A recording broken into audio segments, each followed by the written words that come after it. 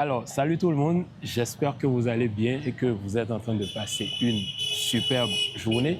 Bienvenue dans cette nouvelle vidéo où nous allons faire une analyse sur l'équipe de la sélection béninoise. Mais avant de commencer la vidéo, j'aimerais remercier sincèrement notre partenaire pour cette vidéo, le Five Sport Center, un complexe sportif où, vous pouvez le voir derrière moi, on a un terrain de football où, si vous avez envie de venir jouer avec vos amis, vos compagnons, que ce soit pour des tournois ou bien Absolument. que ce soit pour des tournois, que ce soit pour des matchs amicaux ou que ce soit pour votre propre fun, que ce soit pour votre propre entraînement. Ou un match d'anniversaire, qui sait. Exactement. Donc, vous avez le Five Center pour vous.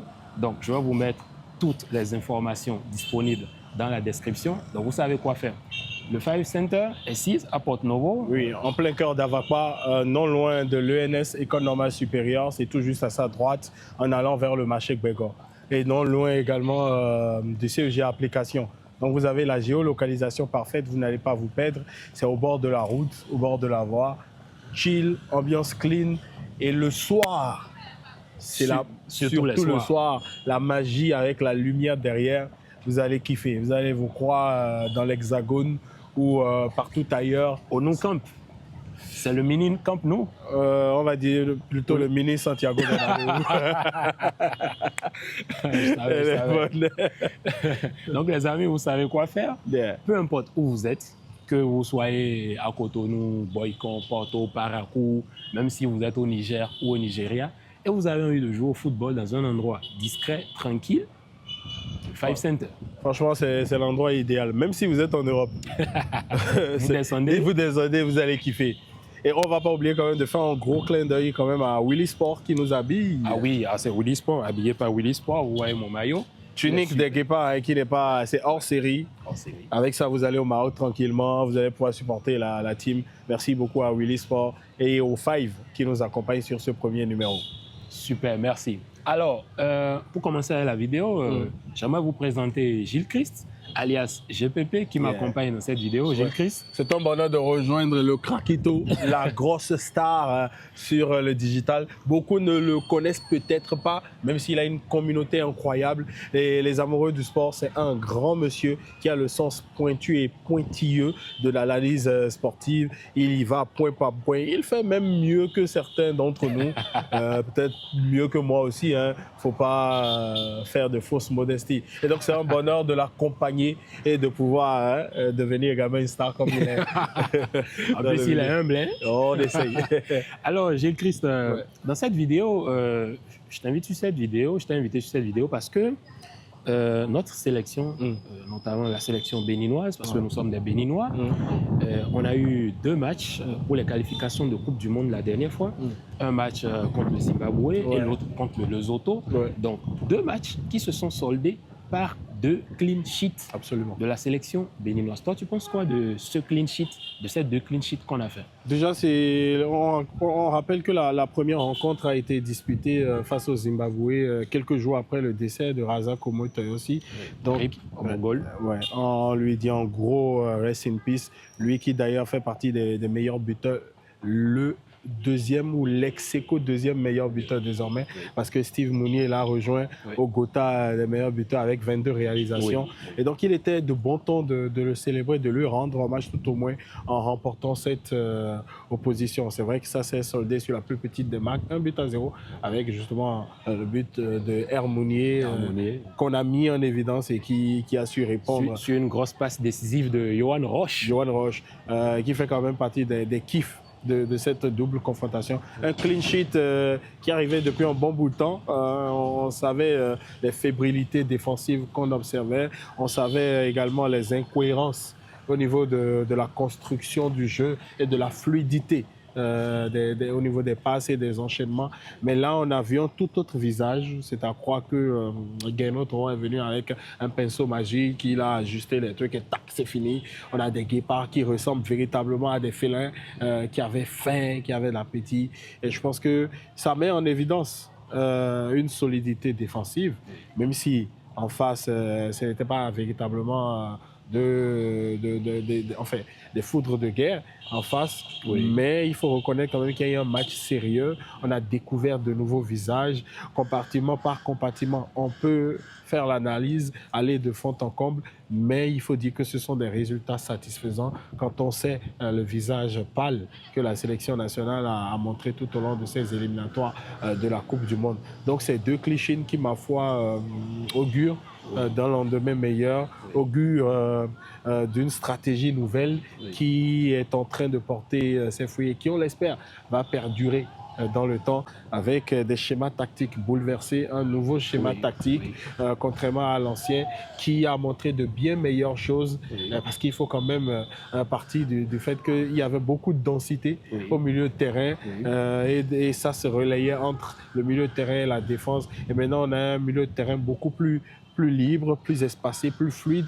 Et derrière, au lieu que ça ait un impact négatif sur la formation, ça a eu un impact positif. Effectivement, comme tu l'as mentionné, effectivement, dans le 11 de départ, on a eu des changements, notamment. On est passé du classique 4-2-3-1, le double pivot Imoran et Cécile Almeida, mais à un 4-3-3 maintenant, surtout avec l'incorporation de Rodolfo Aloko titulaire suite à la blessure de Tosin, qui malheureusement, Tosin était sur une bonne lancée, il était vraiment en forme, mais qui a été stoppé. Et on n'a pas compris, mais bon, ce sont les risques du métier. C'est le sport qui est comme ça. Donc un Rodolfo Aloko quand même qui a présenté une copie que moi j'ai beaucoup apprécié d'ailleurs, même s'il suit quelques petits trucs. Il aurait pu les corriger, par exemple, le match contre le Zimbabwe. Il récupère un ballon, dribble, il rentre dans la surface de réparation. Il aurait pu décaler pour Alessandro et pour Andreas Mutonji, mais il ne le fait pas. Bon, ça, on peut considérer que ce sont des erreurs de débutants. Il manquait d'altruisme sur beaucoup d'actions. Mais comme tu le mentionnais tout à l'heure, il faut retenir tout simplement que Rodolfo Aloko, ça fait partie quand même des satisfactions en matière de changement. Déjà que beaucoup décriaient le fait qu'à chaque fois, Jodel dessous revienne, quand on sait que quand même techniquement et physiquement, il est un peu cuit. Ce n'est plus le grand TGV qu'on avait connu de par le passé. Et titulariser un jeune, donner de la chance à un jeune, ça fait un bon bout de temps que Gernot Rohr en parlait lors des conférences de presse, qui veut mettre en lumière de nouveaux talents, des jeunes gens qui vont prouver. Et lui donner cette responsabilité, il était très attendu, déçu. Et Rodolfo, sauf erreur de ma part, n'a pas déçu dans l'attitude, n'a pas déçu dans son appétit, qui peut-être était un peu trop vorace que la normale. Et c'est à cela qu'il va falloir le convier, à savoir canaliser son énergie. On comprend la fougue du jeune homme qui a envie de prouver en sélection, qui a envie de gagner sa place et d'être totalement titulaire. Mais de l'autre côté, il faut savoir jouer avec la jugeote. Il faut pouvoir jumeler entre l'énergie, la fougue et la sagesse, notamment sur cette action où il aurait fait preuve d'altruisme, il aurait passé cette balle et qu'au niveau de la conclusion, qu'on ait eu un rendement bien meilleur que cela. Il a tenté une frappe, c'est vrai, capté direct sur le gardien à la fin, parce qu'il était à bout de souffle, également à bout d'inspiration sur cette action. Je pense qu'il aurait été un peu plus altruiste sur cette action, qu'on aurait eu un bien meilleur. Sinon, on ne va pas lui reprocher son envie de prouver, on ne va pas lui reprocher son appétit. Sinon, il a fait un match qualitativement au-dessus de la moyenne, je trouve, sur l'envie, sur l'énergie, la débauche d'énergie. Il était très généreux dans les efforts. Surtout que ces deux matchs étaient vraiment importants, parce qu'il fallait capitaliser, il fallait prendre des points. Et il faut vraiment avoir du courage, quand tu t'appelles Gernot Rohr, de faire ce genre de choix et de mettre un jeune comme Rodolfo Aloko qui, pour moi, il a fait deux superbes matchs. Maintenant, avant de passer à l'analyse de l'animation offensive, je parlais tantôt des deux clean sheets qu'on a eu. Absolument. Donc, quand tu fais deux clean sheets, en principe, c'est qu'il y a de la solidité défensive, ou bien? Dites-moi dans les commentaires. Il y a de la solidité défensive. Absolument. Donc, on voit une défense qui, peu à peu, qui, malgré des tâtonnements, peu à peu, quand même, arrive à retrouver des bases plus solides, plus tranquilles et tout. Et j'avais envie vraiment de revenir dessus parce que c'est important, la défense. ceux qui sont sur ma chaîne, ceux qui me suivent, savent que tout le temps, je fais que mettre un accent sur les défenseurs. Ouais. Donc, j'estime qu'en défense, c'est en train de progresser. On a des rocks comme Tidjani, comme Verdon, comme Roche, qui arrivent à se projeter vers l'avant, à te délivrer des passes décisives d'anthologie. En vrai, ça fait vraiment du bien à l'équipe. Oui, il faut déjà souligner quand même que Marcel Dandino, c'est vrai qu'il n'a pas été inquiété outre mesure. Il a fait des sorties importantes, surtout sur le match face au Zimbabwe. Il a fait une sortie qui nous empêchait d'encaisser un but. Il faut le reconnaître. Lui qui est en train de récupérer à la volée la place de Saturnin à la on sait tous comment il a été énorme sur la précédente Cannes Saturnin.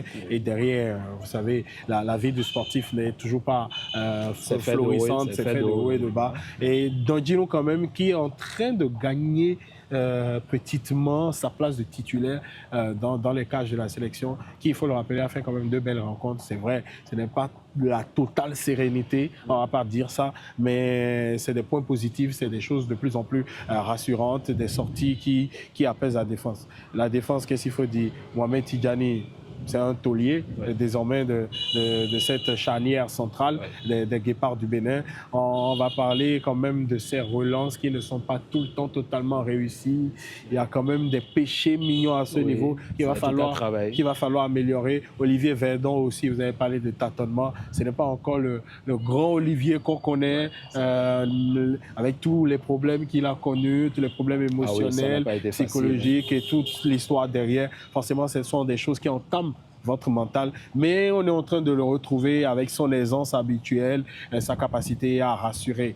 Moi, c'est Rachid Moumouni qui fait un match exceptionnel dessus en tant que latéral droit. C'est incroyable. Son volume de jeu a considérablement augmenté. Il y avait beaucoup d'assurance. Il rassurait. Et même de l'autre côté, Roche qui, ma foi, lui, c'était mon coup de cœur. Absolument. C'était après Alonco, franchement, c'est le coup de cœur. Magnifique, qui prend beaucoup. Surtout le centre pour Mounier. Non, mais la vision qu'il faut avoir à ce moment donné du match, la lucidité. Parce qu'on avait des occasions dans ce match et on pouvait se dire, OK, à un moment donné, on est frustré parce que les buts ne rentraient pas. Donc, et avoir cette passivité-là, cette tranquillité-là. Ce calme olympien. De l'envoyer, on dirait, tel un Jordi Alba ou un de trouver la jambe nécessaire en fait pour pouvoir administrer ce centre millimétré sur Hermounier qui ne demande que ça, finalement. Il ne demande que ça et catapulter après la balle au fond des filets. Je pense que c'est magique. Donc, c'est le garçon qui, ma foi, a plus émerveillé tout le monde parce qu'on s'attendait, on savait qu'il avait un certain potentiel. Ce n'était pas totalement ça, même si pour la plupart du temps, il fait des matchs corrects. C'est un garçon très sérieux dans l'engagement, dans l'attitude et dans l'observation, surtout des consignes de Gennard Ross. C'est très important de le souligner. Mais sur ce match-là, je pense que ce soit Rachid Moumouni et lui, il y a eu des dépassements de fonctions véritablement. Il y a eu des prises de risques, il y a eu de l'audace et derrière ça a payé. Et effectivement, en parlant du fait que ça a payé, on a 2 matchs de sélection nationale, 2 matchs, 5 buts marqués. Je sais que d'habitude, on se plaignait souvent de l'animation offensive de l'équipe, comme quoi l'équipe ne marquait pas beaucoup, ce qui était proposé offensivement, c'était pas bien. Et souvent, nous sommes frustrés après les matchs parce qu'on se dit, mais avec quand même autant d'occasions que cette sélection se procure par moment, pourquoi ils ne sont pas sérieux offensivement? Mais sur ces 2 matchs, ces 5 buts marqués, l'animation offensive, elle a été au rendez-vous. C'est incroyable. En fait, c'était juste incroyable. On se demandait même si c'était les Guépards du Bénin. Parce que je pense qu'il faut mettre ça sur le coup de l'activité, du temps de jeu, de plusieurs de nos cadres en sélection qui se sont multipliés. Ils ont beaucoup plus de temps de jeu. Et donc, ça se sent aisément au niveau athlétique, au niveau physique. Et vous voyez Andreas Rotondi, avant de venir sur ces 2 matchs, qui était en feu. Il était totalement en feu. Mais tu sais, pour moi, Andreas, c'est l'homme le plus en forme. Oui, de cette attaque. Et donc, il a prouvé. il a prouvé en étant totalement mais en feu sur ces deux. On se rend compte aisément de ses appels, de ses contre-appels, de sa fin de prouver en fait qu'il ne peut pas briller seulement qu'en club, mais également en sélection. Et ces débordements. Et ces débordements de haute volée qui laissaient pratiquement sur le carreau vis-à-vis ses adversaires. Et derrière, vous avez un Steve Mounier qui est en place, très discret, qui reçoit toutes les critiques qui soient. Parce que quand on joue une fois qu'il n'y a pas de but inscrit, on s'en prend à lui. Je vais profiter de faire la vie de Mounier n'est pas facile. Elle n'est pas facile. Et aujourd'hui, en capitaine, son attitude encore, c'est beaucoup de responsabilités qu'il y a sur son épaule. C'est le lieu de saluer quand même son pragmatisme, son sang-froid, son calme. Il gère quand même avec beaucoup de professionnalisme tout ce qui se passe. Il ne s'en prend pas, il ne s'emporte pas. C'est un excellent capitaine. Et voilà, je parlais de ses stats, il a 22 buts. Il est en train de toiser dangereusement. Critiqué, mais efficace à sa manière. Il est en train de toiser dangereusement les statistiques de Stéphane Sessegnon, meilleur buteur de l'histoire de la sélection nationale. Et derrière, qu'est-ce qu'il faut dire? Il faut juste saluer cela avec Aloko derrière qui, ma foi, c'est la grosse découverte, c'est la grosse sensation. C'est le jeune qui vient, qui ne respecte rien, qui n'a pas envie de respecter la hiérarchie, qui a envie d'en faire à sa tête. Il faut, c'est vrai, un peu de culot à des moments pour pouvoir imposer sa marque. Et je pense que sur les prochaines rencontres, s'il les gère intelligemment, ça va aller s'améliorer. Non, en parlant de Mounier, comme tu le disais tantôt, moi, Mounier, franchement, qui s'est mis dans un rôle, surtout le match contre le Lesotho, un rôle à la Benzema. Il décrochait, il servait de point de fixation. Parce que c'est ce qu'on lui reprochait la plupart du temps, d'attendre toujours dans la surface. Qu'on le nourrisse et tout ça, qu'on lui envoie les balles. Mais là, il s'est mélangé désormais au jeu. Il participe à la construction du jeu. Et ça s'est vu même dans les passes décisives. Absolument. Oui. Et, un Mounier dans la surface qui te fait une talonnade. Franchement, c'est beau à voir. C'est beau à voir. Un Mounier qui est dans plusieurs rôles de fixation dans la défense, qui décroche, qui descend, qui vient, qui donne, qui distribue. Qui participe au jeu, et qui prouve en fait qu'il a envie. Tu sens en fait que cette formation, je ne sais pas dans quel état d'esprit ils sont, mais franchement sur ces deux rencontres, ils ont ravivé la flamme de l'espoir. Ils ont donné envie aux spectateurs, aux supporters béninois. La preuve, désolé de te couper, la preuve, j'ai sorti une dinguerie dans une de mes vidéos. Et j'ai dit attention avec cette sélection du Bénin à la CAN et attention pour les éliminatoires Coupe du Monde. Oui, c'est comme on le dit de façon triviale. On peut sortir dans le dos. On peut sortir dans le dos. Parce que là, on va pas manquer de rappeler que l'Afrique du Sud court une défaite sur tapis vert pour n'avoir pas respecté la clause selon laquelle 2 cartons jaunes cumulés pour un joueur et qu'il a aligné. Donc, dans ces conditions, ça va nous ramener au même point avec un bien meilleur différentiel de buts pour l'Afrique du Sud. Et derrière, on aura la possibilité, mais ça va être quand même très alambiqué, très compliqué de nous en sortir parce que 2 rencontres des plus compliqués, le Rwanda et surtout les Super Eagles du Nigeria. Ça va être très compliqué, mais comme on le dit, rien n'est impossible en football, tout peut se produire. Mais moi, je vais te dire une dinguerie. Moi, le Nigeria, je vous l'ai déjà dit, hein, on n'a plus peur du Nigeria. Absolument. Aujourd'hui, on regarde le Nigeria dans les ice. Ah oui.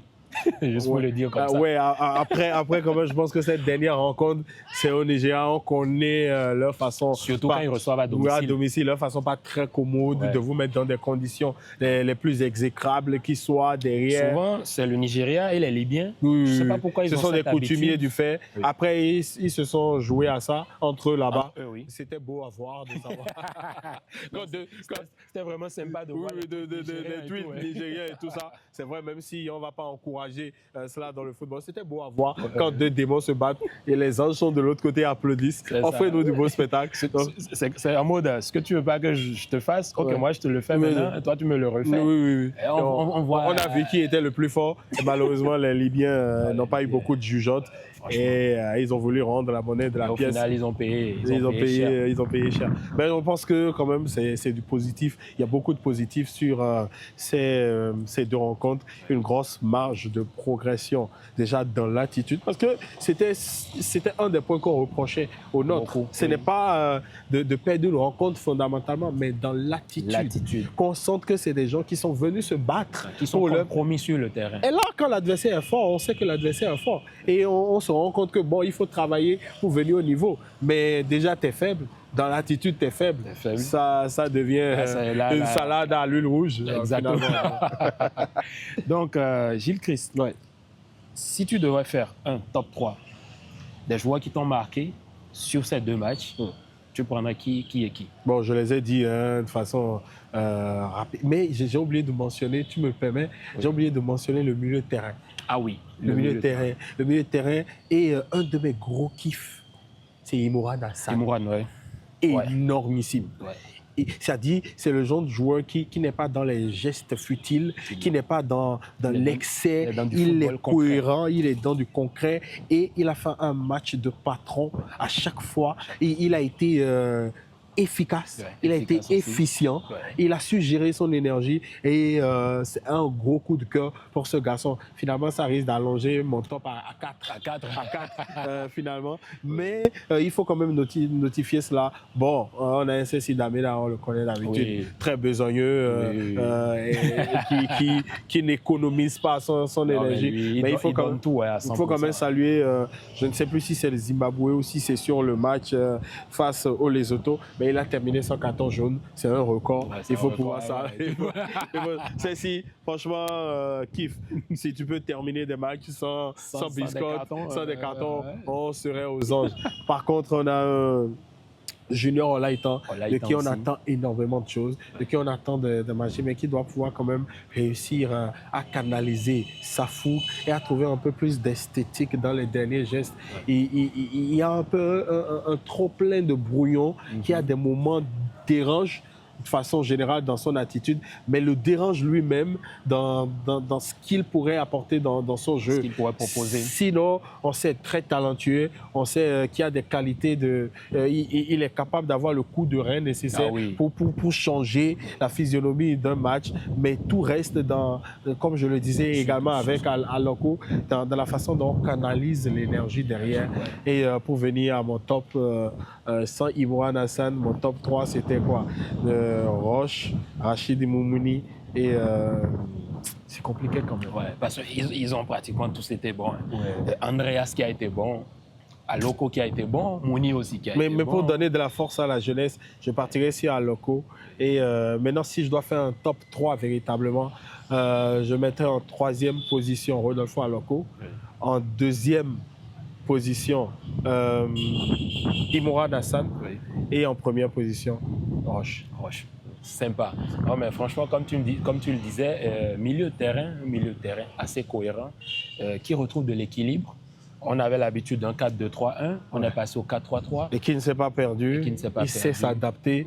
Et il faut souligner ça, la capacité d'adaptation, c'est à mettre à l'actif des grands joueurs. Parce que même certains grands joueurs n'ont pas cette facilité à s'adapter quand on change de système. On voit avec Xabi Alonso au Real, on voit comment beaucoup sont à la traîne. Donc, de pouvoir être présent, ça prouve en fait qu'aujourd'hui, dans les fiches de Gernot Rohr, il doit être parmi les premiers joueurs auxquels il pense quand il doit sortir sa liste ou sortir sa feuille de match. Et c'est important pour un jeune joueur et c'est surtout important pour ce poste en sélection nationale. Effectivement. Allez, Gilles Christ, c'était vraiment sympa de passer ce bon moment avec toi. Moi, c'est un bonheur d'avoir une grosse star avec moi, d'être aux côtés d'une grosse star. Toujours avec l'humilité. Donc, franchement, premier épisode, pas le premier des derniers, mais le premier de toute une série d'épisodes où nous allons débriefer. On sera dans vos vies désormais. Vous n'allez pas faire sans nous.